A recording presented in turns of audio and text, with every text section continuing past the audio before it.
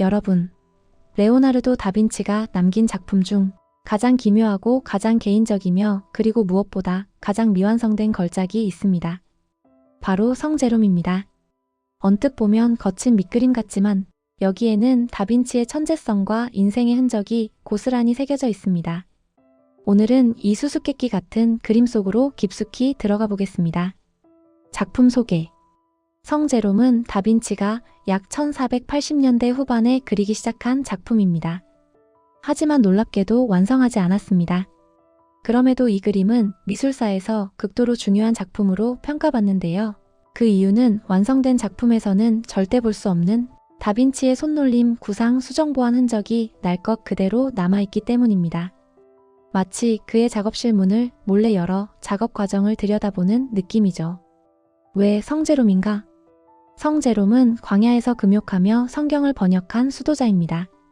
당시 성경은 히브리어와 그리스어로 되어 있어서 일반 사람들은 읽을 수 없었습니다. 그래서 제롬은 말합니다. 모든 이가 신의 말씀을 읽을 수 있어야 한다.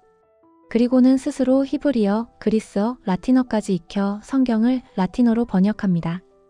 이 성경은 이후 1000년 동안 서방 교회의 표준 성경이 되죠.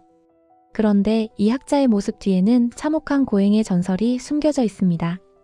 젊은 시절 세속적 유혹에 흔들렸다고 고백한 그는 이를 속죄하기 위해 사막으로 들어갑니다. 돌로 가슴을 치며 회개하고 굶주린 채 기도하고 밤에는 땅바닥에 누워 잠을 잤죠. 그래서 대부분의 성제롬 그림에는 그의 상징이 등장합니다. 뜨거운 사막, 해골, 십자가, 그리고 돌. 다빈치 역시 이 성인을 극도의 고통 속에서 깨달음을 얻는 인간의 모습으로 해석했죠. 그는 삭막한 황무지에 앉아 손에는 돌을 쥐고 죄를 뉘우치기 위해 자신의 가슴을 치고 있습니다. 그의 앞에는 여러분도 잘 아는 동물, 사자가 조용히 누워 있습니다. 하지만 이 사자 역시 단순한 동물이 아닙니다. 어느 날 수도원에 다리를 다친 사자 한 마리가 찾아옵니다. 수도사들은 모두 겁에 질려 도망가지만 제롬만 사자의 발을 잡아 가시를 뽑아 치료하죠. 그 뒤 사자는 제롬을 따라다니며 평생 그의 곁을 지켰다는 전설이 전해집니다. 즉 사자는 성제롬의 상징이자 광야에서의 고독을 함께한 존재죠. 그 밖에도 사자는 금욕적 삶의 상징, 인간과 야성 사이의 대조를 모두 담고 있습니다. 미완성의 미학. 이 그림이 유명한 이유는 오히려 미완성이기 때문입니다.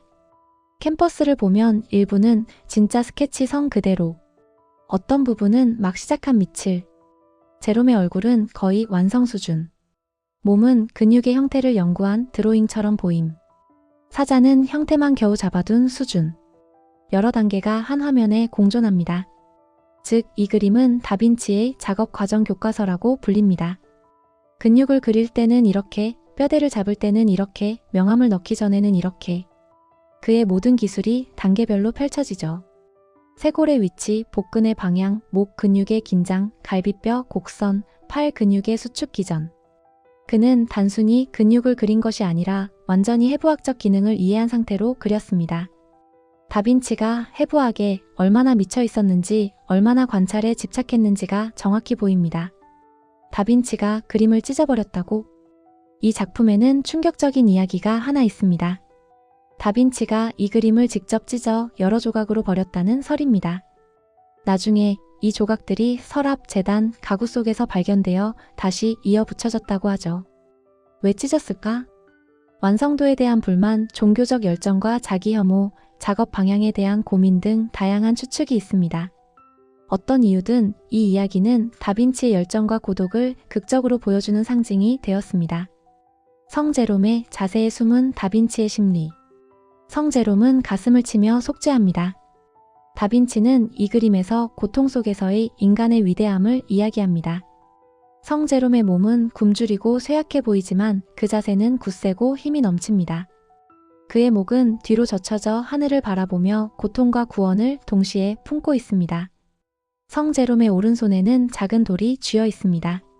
하지만 이 손 그냥 잡은 것이 아닙니다. 손가락 하나하나가 긴장돼 있고 손등의 힘줄이 튀어나와 있죠. 다빈치는 이 손동작을 통해 스스로에게 가하는 벌, 즉 죄책감을 표현했습니다. 이제 다리를 보세요. 성 제롬은 무릎을 꿇고 있지만 무너져 내린 모습과는 거리가 멉니다. 다리 근육은 팽팽하고 땅을 꾹 누르며 버티고 있습니다.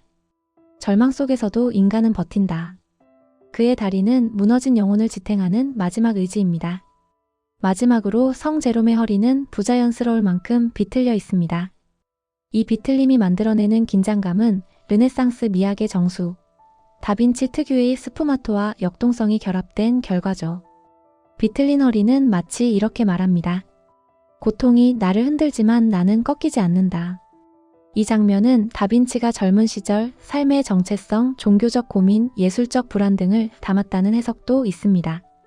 정말로 자신의 그림을 찢었다면 그만큼 이 작품은 다빈치에게 심리적 싸움의 대상이었을 겁니다.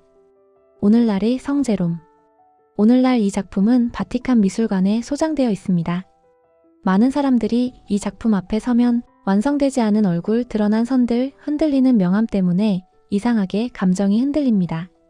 다른 완성된 명작에서는 느끼지 못하는 다빈치의 인간적인 모습이 보이기 때문입니다. 레오나르도 다빈치는 천재였지만 동시에 수많은 고민과 실패를 안고 살았던 사람입니다. 성 제롬은 그의 천재성과 불안, 열정과 고독이 동시에 흘러나오는 작품입니다. 만약 바티칸을 방문할 기회가 있다면 미완성의 이 그림 앞에서 그의 숨결과 흔적을 느껴보세요. 미완성이기에 오히려 완벽한 작품 성 제롬이었습니다.